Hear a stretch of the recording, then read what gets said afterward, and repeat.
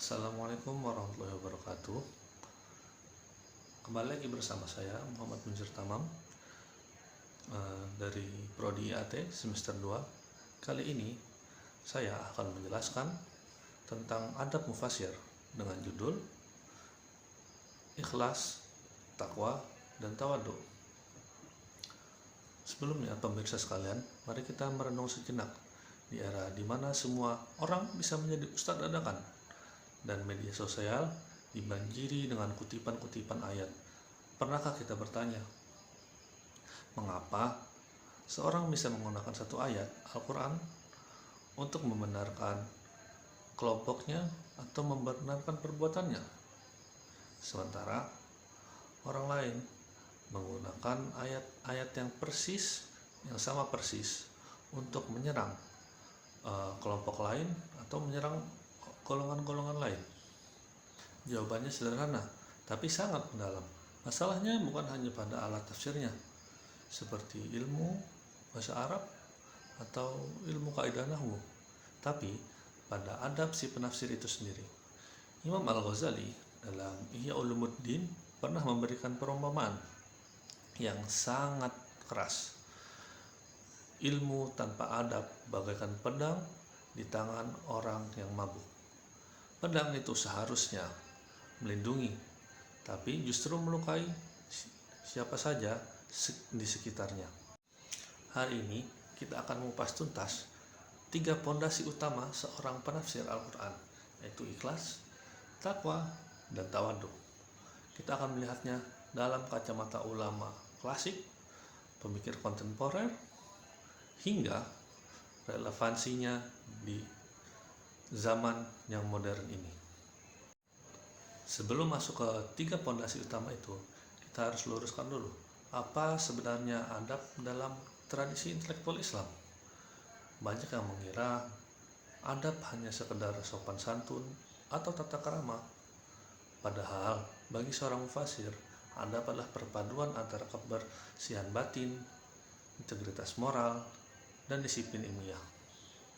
Imam Al-Qurtubi dalam Muqaddimah kitab Jami' al-Ahkamil Quran menegaskan bahwa syarat seorang penafsir atau seorang mufasir bukan hanya kepakaran intelektual atau ilmu, melainkan juga takwa dan amal. Beliau mengutip dari Ibnu Atiyah yang berkata, hawa nafsu akan menyeret pemiliknya kepada penyimpangan dan kebinasaan. Artinya, seorang mufasir harus menyadari posisinya. Ia berbicara atas nama Allah Subhanahu wa ta'ala ketika menjelaskan firman-Nya. Tanpa adab, pengetahuan bisa menjadi malapetaka, melahirkan tafsir yang membenarkan kebencian atau memonopoli kebenaran. Disinilah peran ikhlas, takwa, dan tawadhu hadir sebagai fondasi etis yang menjaga kemurnian pasan ilahi.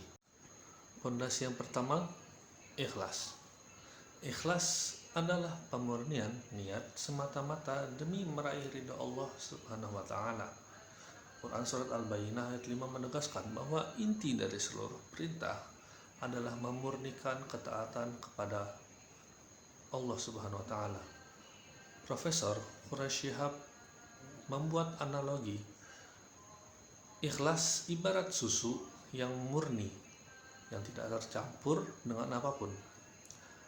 Begitu susu itu tercampur dengan kopi, dengan gula, atau air, ia bukan lagi susu yang murni, melainkan susu campuran, sudah bukan susu murni lagi. Begitulah motif seorang mufasir. Badi'uz Zaman Said Nursi dalam risalah Ikhlas dan Ukhuwahnya menegaskan bahwa ikhlas adalah landasan sentral dalam seluruh urusan agama. Tanpanya, tafsir kehilangan ruhnya. Apa artinya ini dalam praktik? Artinya adalah seorang mufasir yang ikhlas bekerja murni untuk meraih ridha Allah Subhanahu wa ta'ala, bukan mengejar algoritma, popularitas, atau viralitas. Ketika niatnya bersih, ia akan berani jujur pada data, bahkan berani mengakui kesalahan dirinya. Tafsirnya bukan untuk membangun personal branding, melainkan untuk mengabdi kepada kebenaran. Mari kita lanjut ke pondasi kedua, yaitu takwa. Jika ikhlas adalah kompas niat dan takwa ini adalah rem moralnya, Imam Al-Ghazali menjelaskan esensi takwa sebagai al-khasyah atau rasa takut yang agung, rasa takut kepada Allah yang mendalam dalam jiwa. Di sini terdapat 4 dimensi atau 4 tahap kerja takwa dalam diri seorang mufassir. Yang pertama, al-khasyah atau rasa takut yang mendalam. Ini bersumber dari Quran surat Al-Baqarah ayat 2 bahwa Al-Quran adalah petunjuk bagi orang-orang yang bertakwa. Yang kedua, kesadaran muraqabah atau merasa selalu diawasi oleh Allah. Ini adalah kondisi batin yang membuat seorang mufassir tidak bisa sembarangan menyimpulkan makna karena ia sadar bahwa Allah menyaksikan setiap huruf, setiap perilaku, atau setiap ucapan yang ia sampaikan. Yang ketiga, kehati-hatian ilmiah atau ihtiyat. Seorang mufassir yang bertakwa tidak akan tergesa-gesa dalam menyimpulkan, dalam mengambil kesimpulan hukum ijtihadi. Ia akan melakukan verifikasi ketat, mengecek riwayat, dan tidak memaksakan pendapatnya. Yang keempat, filter subjektivitas.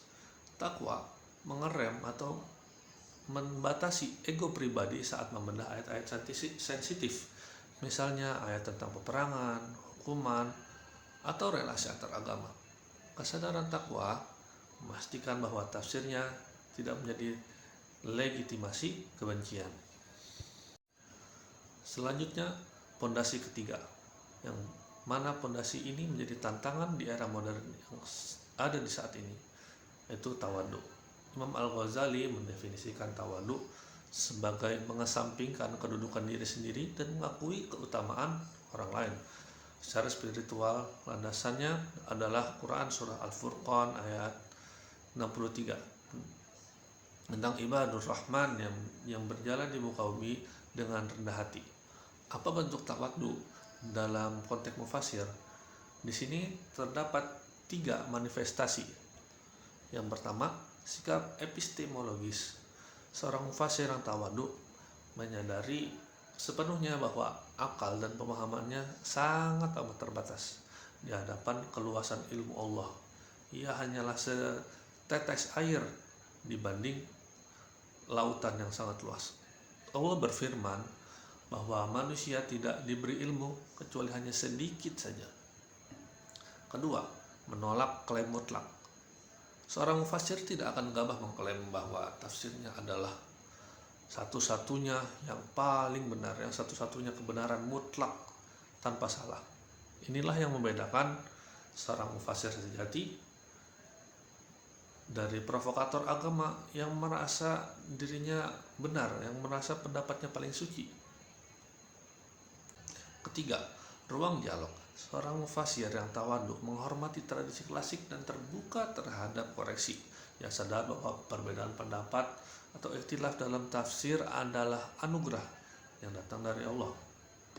Tawadhu mencegah fanatisme buta dan membuka ruang dialog yang sehat.